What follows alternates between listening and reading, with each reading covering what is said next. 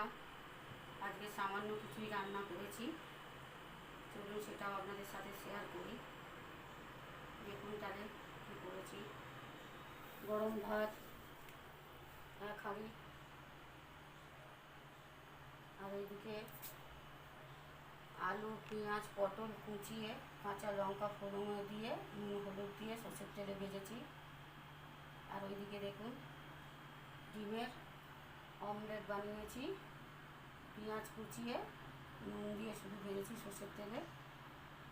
আর এদিকে আছে মুগের ডাল, ফোড়নে দিয়েছি তেজপাতা গোটা সাদা জিরে আর কাঁচা লঙ্কা ফোড়নে দিয়ে, কাঁচা শুকনো লঙ্কা ফোড়নে দিয়ে, এটাও সর্ষের তেলেই সব রান্না, নুন হলুদ দেওয়া আছে, আর কিছু দেওয়া নেই।